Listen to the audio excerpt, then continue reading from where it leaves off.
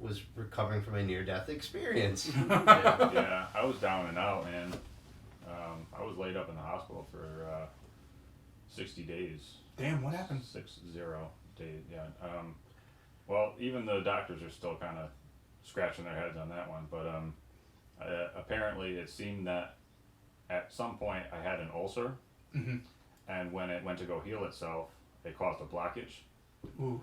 So I was going to see my primary physician like constantly, like and it was misdiagnosed as IBS.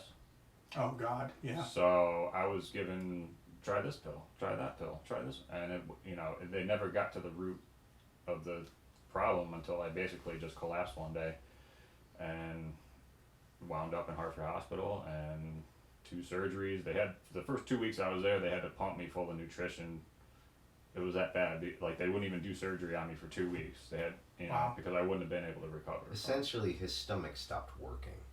Damn. And then it backed up and filled with bile, and they had to actually pump that out. And then he was malnourished from not eating.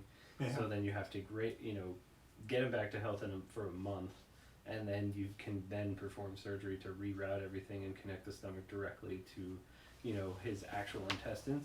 So then, funny part about that, and none of it's funny, but like we were all here trying to figure out how we move forward, right? Because Steve's down, I'm going to see him at the hospital. We're all here, and a couple of the songs are actually some of guitar parts that I wrote, because while Steve was down, I was lending any type of guitar talent that I had to creating some new songs. So a couple of the riffs were liked and used and became songs, which is super exciting for me to be a drummer and to just kind of hide in a closet playing a guitar, thinking of melodies and writing stuff. But I believe that was Crawler, right? Yeah, definitely Crawler, and then Pull the Trigger, I believe, the verse. What about Live in Infamy? Did that start off? Could have been. I believe so. There's I believe 3 songs total that ended up having guitar parts that were written by me, so it was exciting to not only fill in for a minute, but then succeed with that, and then when he comes back, it's like, here's some stuff. So make it better. I gotta insert here, man, because you guys have been together the longest. Like, how fucking scared were you? Because you gotta think you've known this guy for as long as you do, and here he is struggling to survive right now, basically. All were pretty worried, because we had shot a music video, and with the old band. Yeah, with the old band, Paragon Theorem, and during the shoot, Steve would not really come upstairs. He looked terrible. We were all worried about him. So what was actually happening is the stomach was actually backing up during that time. He was becoming septic. Yeah, exactly. Oh, that's terrible. So if he didn't make it to the hospital, his stomach would have exploded, and he would have most likely died. So when I went to the ER, a week out from that, I had an endoscopy scheduled where they'd send the camera down and look around. They would have seen it then, But the lady in the ER said I wouldn't even have made it up that week That's fucking nuts, man. if I waited. Yeah, that's crazy. Him and his mom basically came to the conclusion it was time to call the ambulance and figure it out. And yeah, because I was throwing up like multiple times a week, and like I changed my diet multiple times, and no matter what I ate, I would get sick, and clearly the doctor wasn't helping me at all. Yeah, you and I were going back and forth with remedies, because I actually have real IBS, not fake one, so. I don't have IBS, but because I'm a diabetic, I take was taking metformin, and I don't know if you know, metformin kind of messes with people's stomachs. It really does. There's times where, and I talked about this on my last podcast, there's times where I can't find a bathroom fast enough. You know, like it's a very real thing. Like I know certain people are probably laughing their asses off. They're like, you guys are shitting yourselves or whatever. Right. You know, but for us, this is like it's a scary thing. And for Steve, it sounds even horrible. The fact that you don't know, 2 months in a hospital. First of all, let's talk about the medical bills fucking alone with that shit. It's astronomical. You know what I'm saying? I'm sure your insurance was like, at some point you're tapped out, brother. Right. You know what I'm saying? You know? Yeah. So luckily we had some people like his job and stuff were pulling for him and doing what they needed to do to keep him on staff, and I went to see him. Eric went to see him. Like we once we saw that he was being nursed back to a good nutritional health. His family was there. The wing he was on wasn't great, but he couldn't eat real food. He had to be fed Ice through a chips. tube, eat ice chips, and then watch nothing but commercials about I food. had IVs, you know, in and out of both arms, tubes up my nose, down my throat. I mean, it was not a fun. All right, so when you finally get out of the hospital, like, what's the first thing you're eating? Well, it was a slow process. It was a lot of soup, and Yeah. I couldn't just eat solid food. He had to Yeah, yeah. rebuild his stomach. Yeah, Yeah. it was messed up. Because I imagine you just can't go. Let me get a double cheeseburger, No. everything on it, fries, Well, that's a why. large Coke. Right. You know. The stomach being a muscle, he actually couldn't do that. It would have been really bad. The Jello and all of the stuff that was not solid had to go first, and then I actually had to go to Steve's house and see him for the first time in probably 20 years with no calluses on his fingers. Yeah, playing I wasn't. guitar. I didn't get to play at all. Yeah, you know, he so. basically withered away up until he went down. So I went over there, grabbed his EVH amp from Guitar Center because he had recently ordered one before he went down. Mhm. They were gonna like restock it, so I went up there and I'm like, listen, let me pick up the guitar. They knew who I was. Yeah. They've seen us together, so they gave me the amp. Yeah, they know all of us. Hey, like I said, man, you guys are like a married couple attached Yeah, at the hip. Man. It seriously. is what it is, man. But that's I love it. Yeah. like Dan said, man. If you don't have people who have a like mind, you're not gonna succeed in this. And it seems like you two have been like stuck together. Yep. You know, and I completely understand that when you find somebody you work with well, Yep. it's hard to break that bond unless something fucking major and serious happens. Yeah, but it I'm sounds like really grateful for these guys sticking around because Yeah, it was for a sure. rough time, and they could have just been like, "All right, we're done. Screw it," you know. Right. Like, It's like, Instead, Steve will be all right. Steve, Anyways, you can't do that. You're on meal ticket, man. yeah, so I took the amp to his house, set them all up, and then literally he did what he did from his younger years, but he condensed it into a couple months of like, I'm gonna sit down here and play because it's all I can do. He could barely walk and get around. He was weak, so you know you have to regain strength. It took him at least 90 days of being at home, barely getting around to just. And we had to time Come the back to life. practices. Like when we would come here, we had to make sure that we got a certain amount of material done in the time before Steve started kind of crashing, Mhm. so that we can respect his time and respect his health at the same time. Yeah, man, that sounds like a really difficult process, especially recording in the process. Steve, do you feel like that whole entire situation, you feel like you got this out on the record? Because, you know, they always say an artist who's suffering displays the suffering through the music they write. well, yeah, in a way. Mhm. I mean, when it comes to playing and writing, it's always been a healthy outlet for my emotions, for sure. For sure, yeah. But yeah, this record, there's a lot of stuff on there that, you know, I like, but for some reason, like where I was mentally, Mhm.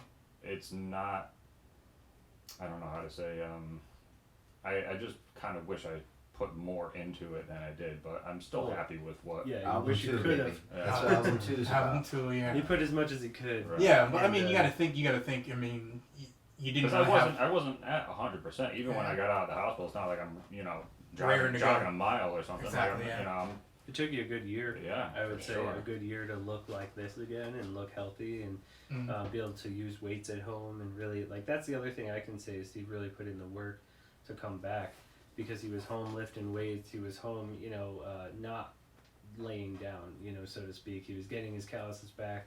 He was more determined than ever, and you can definitely tell in this record. There's some of me, there's some of Steve, there's some of all of us coming together to write a whole new style. You know, and I think one of the interesting things about the album itself is that there's a lot of different types of songs. You know, there's not just a heavy feel to the entire record. There's not just a light acoustic feel to the entire record. There's actually a mixture of I think everything we all love is poured into this one thing that makes the new album. And that was the other tricky thing too. When I first started writing and having Dan on board, Mhm. it's like, well, I haven't really ever jammed with this guy. Like, I kind of have an idea of, you know, what he's capable of with his playing, you know, with his previous band. But as far as like a direction, I definitely didn't want it to sound too much like our old project. And can he write? Right. Like Exactly. we didn't know. Yeah. Oh, He one could of have the- showed up and not wrote anything.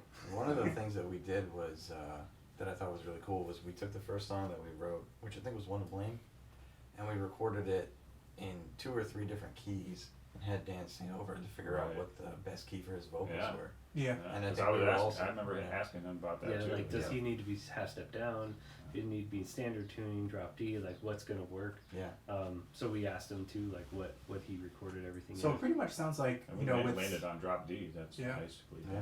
sounds like through Steve's issues and what he was going through at the time, you guys found kind of like another way to kind of work with things, with you writing guitar, Mhm. trying to figure out how things are going to work with Dan and stuff like that. That's a lot to overcome as a band, man, for real. Mhm. You know, and like Steve said, you guys could have said, fuck it, we're going to continue to keep doing whatever the fuck I we're wouldn't doing. have blamed him either. I mean, I was down and out, dude. Yeah, like, man. like Yeah, it was definitely life or death. If you look at the title of this album that's coming out, it makes perfect sense in comparison to that situation and to Mhm. where even our, you know, formation as a band. I mean, it's called The Edge of Existence. Yeah. I mean, at that point, you know, Steve's at the, you know, Yeah, you don't know what, Steve doesn't know what the Mortality. fuck's going on. You know, We that's have a brand new singer driving down an hour from Massachusetts to jam with us, and our guitarist is in the hospital Yeah. for 60 days. So like the That's 2 fair. months, it was great because we all did what we could, came together, and wrote songs while he was down. And this way, we figured too, it not only gave Steve something to look forward to, but now instead of sitting and laying there and watching cheeseburger commercials without being able to eat them, now he's listening to riffs that are created by me that are gonna be obviously better the minute he touches them. But Yeah. at least there's audio coming his way. He knows the band's working hard, and we're all pushing forward to, you know, his eventual return and yeah. stuff. Yeah. And we just all had faith that he was going to not only get better, but come back stronger than ever. And see, this is what I'm talking about, why I love doing this podcast, because it's stories like this that you hear that you don't really hear from people's aspects, that just shows you how hard it really is to be in a band sometimes, you know what I'm saying? From you two guys being together as long as you guys having, and then having this major life event happening with Steve, and then you guys just all kind of coming together to write something. These are the type of things I love to talk about, because while it's rough and you never know, you know, I'm sure at that time, Steve, you're fearing what's next, what's going to happen, how am I going to make it through this? oh, for sure. And I mean, it wasn't until after we really started Mhm. coming together and jamming, like maybe after we wrote our first few songs together and things started to really kind of gel. It was almost like driving through like a fog, and then the fog breaks, and then it's just like nice and sunny. You know, it's like, okay, I can kind of see like where things are now and where we can go with it. At least it so. didn't end like the fucking Mist. Have you seen that movie before? Yeah. Book was better.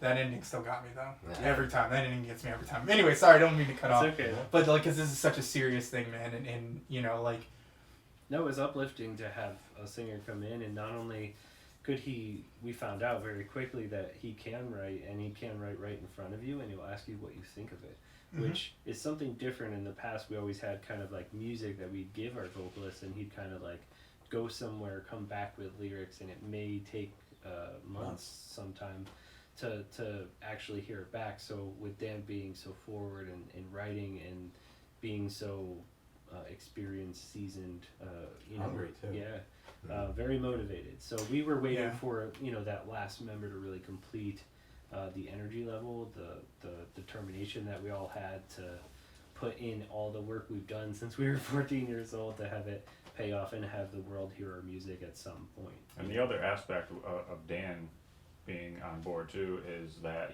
there's always been an element of aggression in my playing, and he can match that vocally.